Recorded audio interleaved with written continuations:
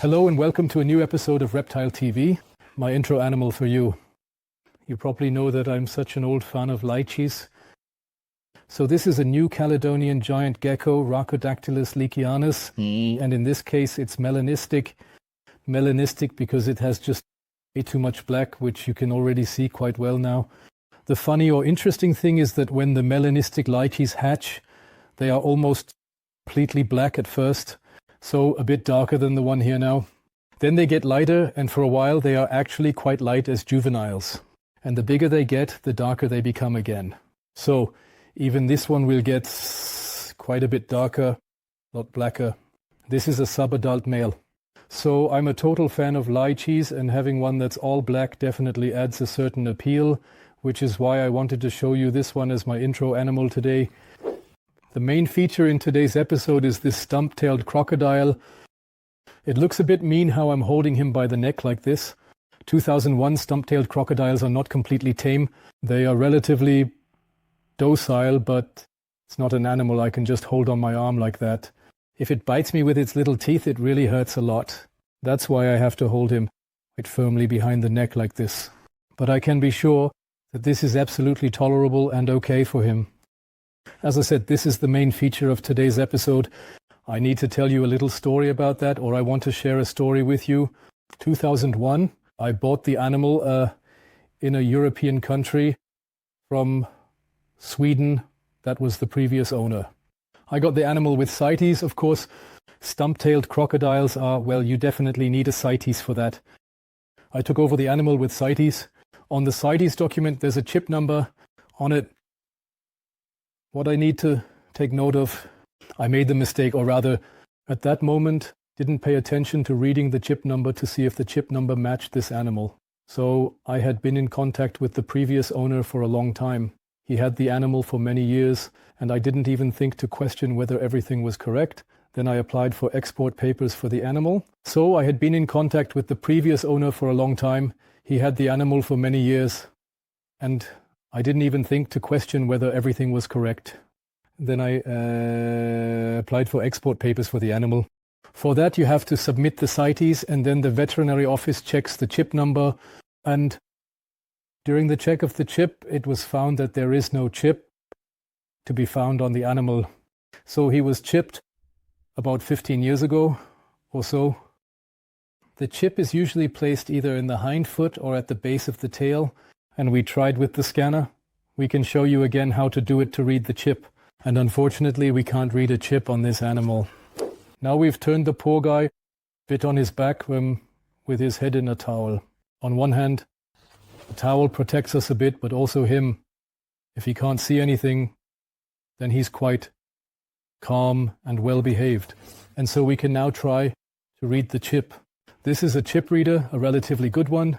And as I said, the chips are usually either implanted in the hind leg or at the base of the tail. So the chip must be located somewhere in this area. Here you need to make sure that the laser is set to reading. And here I can, or I have to search the animal everywhere. When it beeps, I find the chip inside the animal. What I see as a problem with the whole thing is, on one hand, these shields that crocodiles have, armadillos are called armadillos for a reason. The scanner can't get through such a bony shield at all. If the chip is sitting back here behind these plates, I can read here until I'm blue in the face. But the scanner won't pick up anything at all. Tailbase, a somewhat similar situation. Also, these bony plates are way too strong for the scanner to get through with the adult animal. So he was chipped 15 years ago. We have to go to Cites. Can I check again to see if it is exactly 15 years? I'm displaying it below so we have the facts straight. So many years, decades ago, he was chipped as a small animal, and now he has such thick bony plates on his hind feet and at the base of his tail that this scanner has no chance at all. If the chip remains, as reptiles lose them, it may not have been implanted well and may work out. A crocodile in water, like mine, may have a wound from the chip and it may be gone, or after 10 years it may not work. A crocodile, mainly in water, I may not notice a small injury if the chip is coming out. Another possibility is this chip may not work. A chip may fail. Or a third possibility is that this chip, which has been in an animal for over 10 years, simply doesn't work anymore. So even if it were readable, which I highly doubt with a crocodile and its bony plates, after more than 10 years at some point, a chip can just give up. And yes, that's the dilemma of the whole situation. Flo just pointed out to me whether my reader here even works. I have a chip here for you, a fresh one, with a needle showing how it's implanted. This is what it looks like. So the animals get this implanted under their skin. The chip is in the front here. You press down on the back and inject it, so to speak, injecting this chip under the skin. Have you ever seen that it works? You can hear my device here. It beeped right away. I don't know if you can hear it. And then the chip number is displayed here on the screen, displayed. So the device works perfectly. As I said, this is actually a pretty good sensitive device.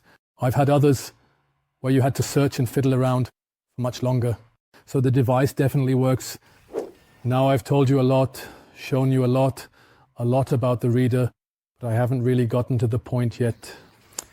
My authority says now, well, if there's no chip to be found, then we don't even know if this is the right animal. Then I said, well, a chip can, over time, or I explained it with the bony plates in crocodiles, that a chip can work its way out over time. Funny enough, the authority even confirmed that to me, it is known that it's difficult with crocodiles, but still the animal would be listed in Appendix MB. And if this is not clearly verifiable, then this animal has to be confiscated. For me, that's an absolute no-go. So in general, I have to say that I have a good relationship with my authority. I don't want to use this video to criticize my agency or make it look stupid or start a shitstorm against my agency in particular. Because that's just German law, more or less. What I see is that this crocodile has been in captivity for decades. This can be proven with old photos from the previous owner. The issue that these chips, these microchips, can either work their way out over time or become unreadable due to the bony plates, especially in crocodiles, is well known. 2001. So, based on all the knowledge and all the facts on the table, this is an animal that has been legally kept in captivity for decades, bred at some point, and now it simply lacks this chip. And now the authority wants to turn this legally kept terrarium animal into an illegal one, which then, God knows where, ends up at some reptile rescue center. We know that the rescue centers are all completely overcrowded. I say to myself, well, it's no wonder they're overcrowded when things like this are done. When you turn a legal terrarium animal into an illegal one for reasons that I don't think are understandable. I wanted to share this story with you.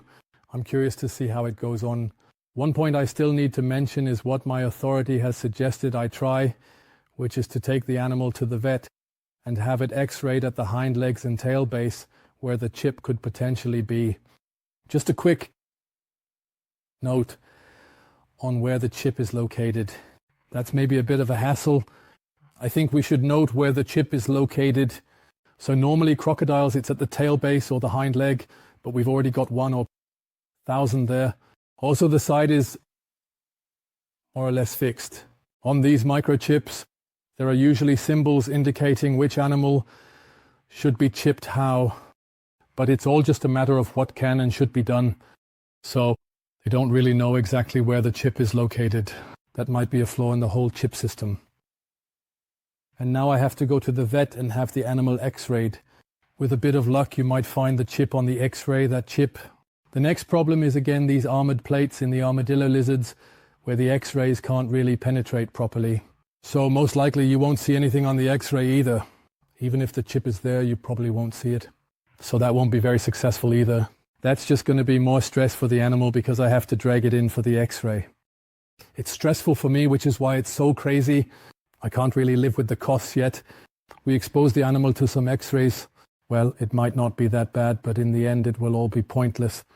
Yes, that's the story for you about my crocodile and its microchip, which has now gone from being a legal terrarium animal to being illegal and will have to end up in some rescue center. I think it's nonsense. I'm curious to hear your feedback and what you think about this, or maybe you have some constructive suggestions regarding this.